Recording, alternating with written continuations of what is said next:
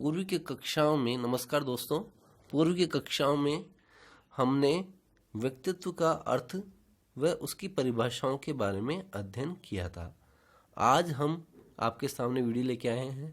ये वीडियो व्यक्तित्व के वर्गीकरण और व्यक्तित्व के निर्धारक तत्वों से संबंधित है। व्यक्तित्व के निर्धारक तत्वों की बात करें पहले अपन, तो व्यक्तित्व के निर्धारक तत्व प्रमुख रूप से 3 माने गए हैं: जैविक निर्धारक तत्व, सामाजिक निर्धारक तत्व और सांस्कृतिक निर्धारक तत्व। ये निर्धारक तत्व क्या होते हैं? व्यक्तित्व का निर्धारण व्यक्ति की स्वयं की जैविक संरचना के अतिरिक्त उसके चारों ओर होने वाले पर्यावरण से है, जिसमें उसका पालन पोषण हुआ है, उसकी शिक्षा मिली है, उसका सामाजिक व सांस्कृतिक विकास हुआ है। तो ये प्रमुख तत्व हैं जिनमें व्यक्तित्व का जैविक निर्धारक तत्व, सामाजिक निर्धारक तत्व और सांस्कृतिक निर्धारक तत्व। तो सबसे पहले बात करें व्यक्तित्व के जैविक निर्धारक तत्व के बारे में। जैविक निर्धारक तत्वों में वे समस्त दैहिक क्रियाएं व अंतःस्रावी ग्रंथियों के स्राव से है जिनके द्वारा व्यक्तित्व के विकास प्रभावित होता है या नियमित होता है। इसके अंतर्गत शारीरिक संरचना व स्वास्थ्य, शारीरिक रसायन व ग्रंथीय स्राव, परिपक्वता व जनन संबंधित शारीरिक निर्धारण। अब बात करें शारीरिक संरचना की। शारीरिक संरचना से तात्पर्य लंबाई, उसका रंग रूप, शारीरिक गठन इत्यादि से है।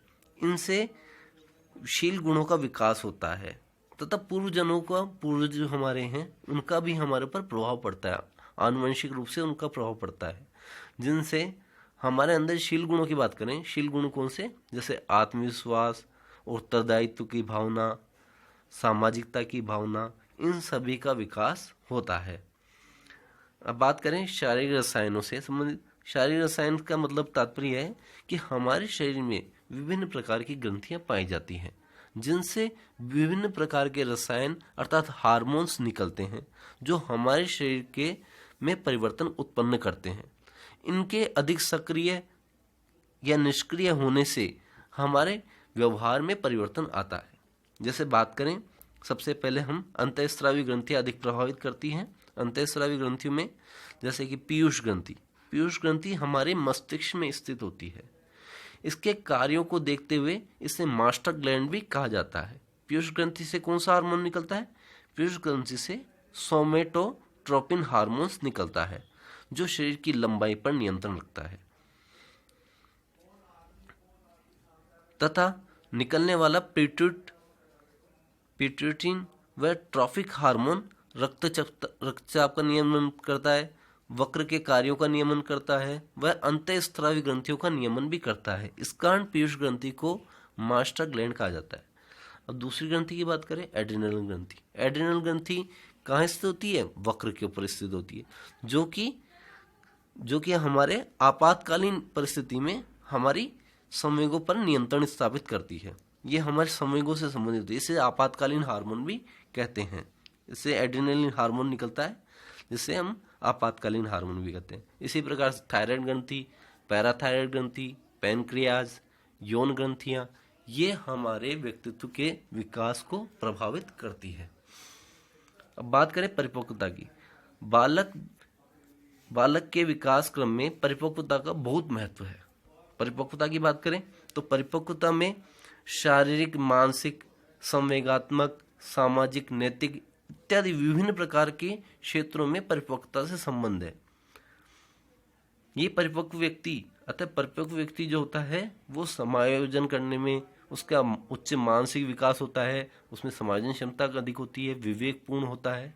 तो परिपक्वता का भी हमारे जो व्यक्तित्व के विकास है उसमें काफ़ी महत्वपूर्ण रोल होता है। तो ये जैविक निर्धारक तत्वों में सम्मिलित होते हैं।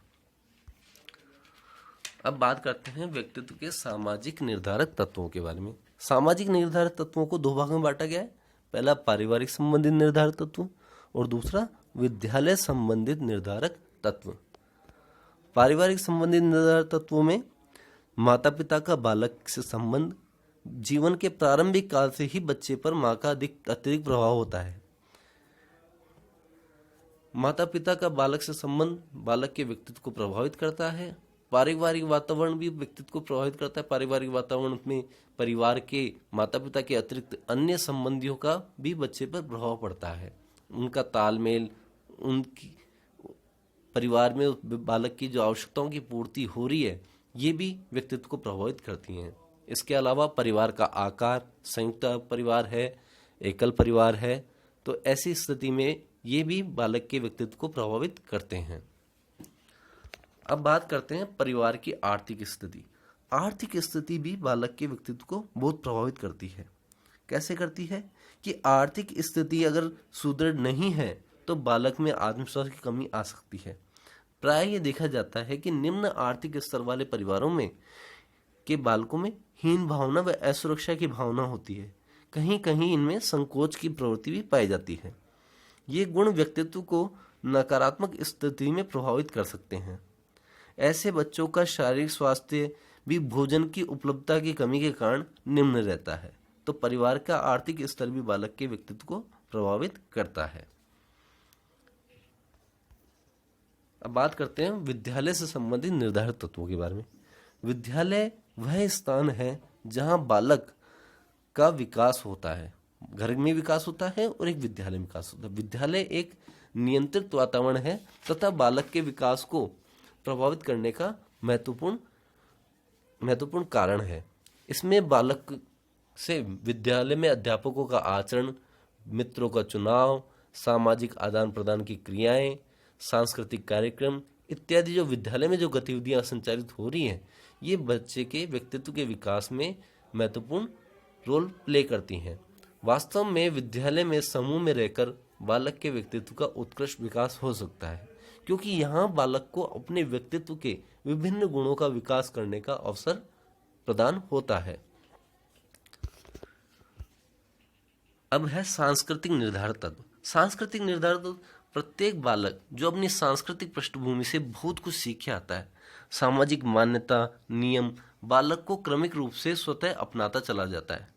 बालक अपने जीवन में अपनी संस्कृति, अपने समाज से बहुत कुछ सीखता है और वो उसको स्वीकार करते हुए उन रीति रिवाजों, उत्तरदायित्वों, संबंधों, उत्सवों, धार्मिक क्रियाकलापों को पूरा करता है। तो ये माना जा सकता है कि संस्कृति हमारे विचारों को भी प्रभावित करती है, हमारी दैनिक क्रियाओं को प्रभावित करती है, हमारी रुचियों को भी प्रभावित करती है। तो इस प्रकार से ये विभिन्न निर्धारित तत्व हैं जो बालक के व्यक्तित्व को प्रभावित करते हैं। अब बात करते हैं व्यक्तित्व के वर्गीकरण के बारे में। व्यक्तित्व का वर्गीकरण में विभिन्न मनोवैज्ञानिकों ने व्यक्तियों को उनके विशेष प्रकार के वर्गों में बांटने के लिए वर्गीकरण प्रस्तुत किया, जिसमें सबसे पहले बात करते हैं हिप्पोक्रेट्स का वर्गीकरण। हिप्पोक्रेट्स ने 400 ईस्वी पूर्व में शारीरिक स्वास्थ्य के आधार पर व्यक्तित्व का वर्गीकरण किया, जिसमें उन्होंने 4 श्रेणियां बनाई। कफ प्रवृत्ति वाले व्यक्तित्व, काले पित्त वाले व्यक्तित्व, पीले पित्त वाले व्यक्तित्व तथा अधिक रुधिर वाले व्यक्तित्व।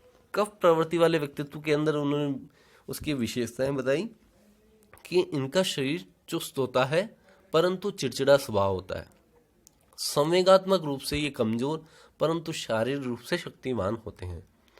काले पित्त वाले व्यक्तित्व की विशेषता बताई। काले पित्त वाले व्यक्तित्व की विशेषता बताई कि ये निराशावादी, दुखी, संवेगात्मक और शारीरिक दोनों दृष्टि से कमजोर पाए जाते हैं। पीले पित्त वाले व्यक्तित्व की विशेषता जो हिप्पोक्रेट्स ने बताई वो थी कि ये आनंदी युक्त तथा सुस्त एवं संवेगात्मक रूप से सशक्त और शारीरिक रूप से कमजोर होते हैं। एक चौथी श्रेणी जो उन्होंने बताई वो थी अधिक रुधिर वाले व्यक्तित्व। अधिक रुधिर वाले व्यक्तित्व की विशेषता बताई कि इनमें रुधिर की अधिकता होती है तथा ये कर्मठ और शीघ्रगामी तथा आशावादी, शारीरिक व संवेगात्मक रूप से संतुलित पाए जाते हैं। तो ये हिप्पोक्रेट्स का वर्गीकरण था। इसके बाद में बात करें, इसके बाद में जो मनोवैज्ञानिकों ने वर्गीकरण दिया उसमें प्रमुख है क्रेशमर का वर्गीकरण।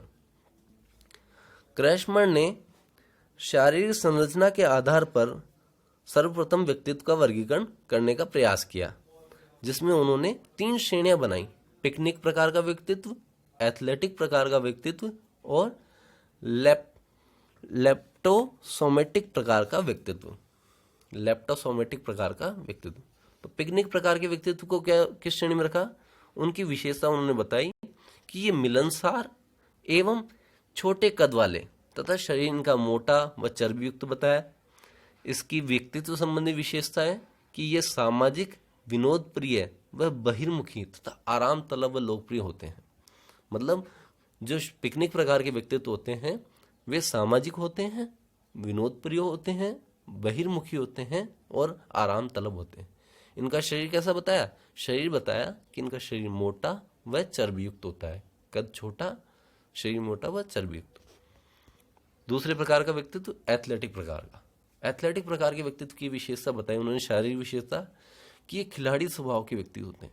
इनका बलवान शरीर होता है, सीना चौड़ा होता है। इनकी व्यक्तित्व संबंधित विशेषताओं में इन्होंने बताया कि एथलेटिक प्रकार के व्यक्तित्व सुखी, दृढ़ निश्चय व फुर्तीलेपन वाले होते हैं। ये आशावादी तथा समायोजित होते हैं।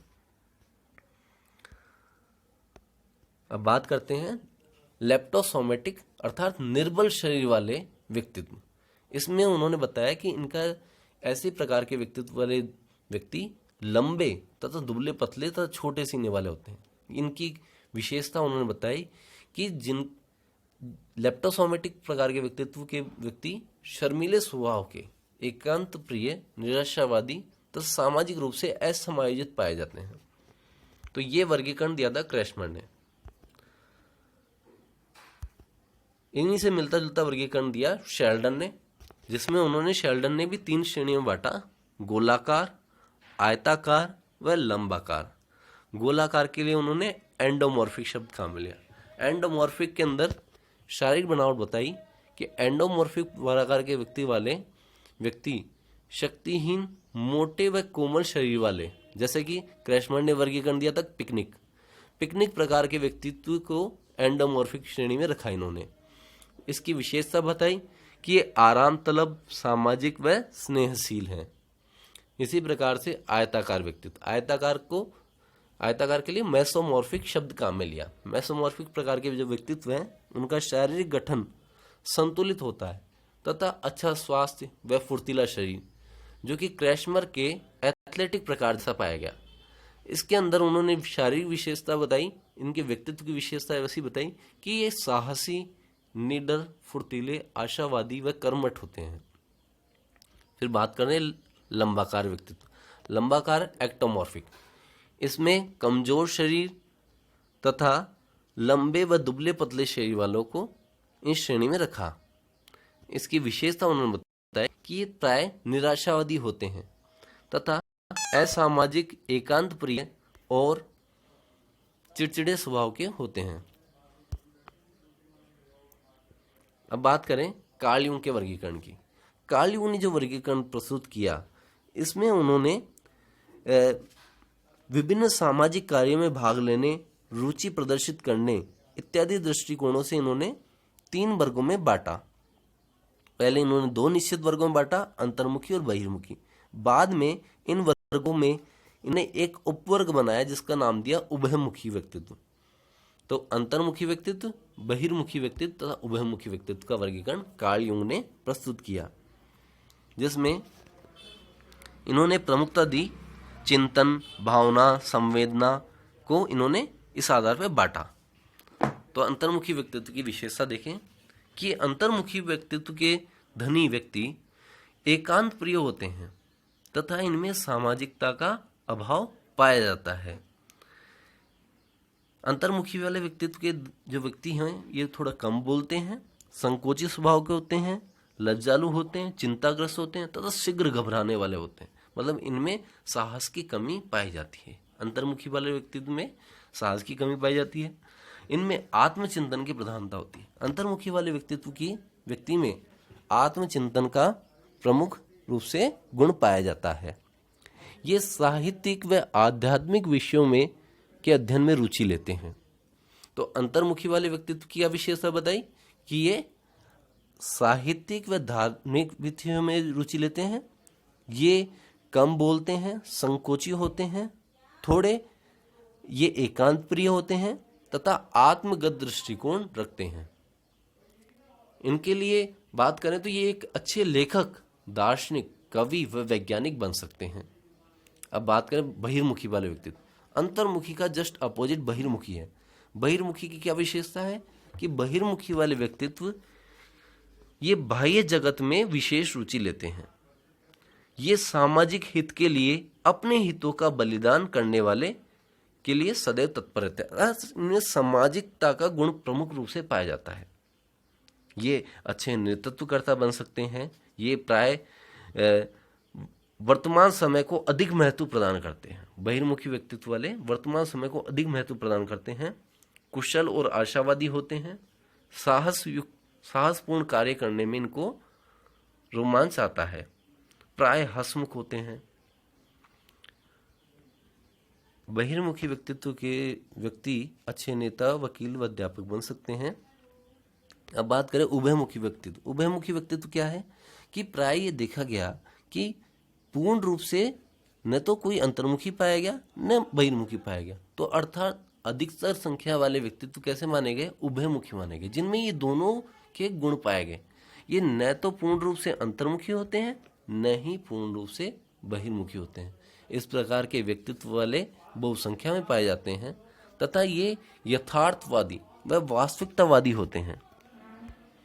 तो आज अपन ने पढ़ा व्यक्तित्व का वर्गीकरण और व्यक्तित्व को प्रभावित करने वाले निर्धारक तत्व। ठीक है, थैंक्स एंड बाय।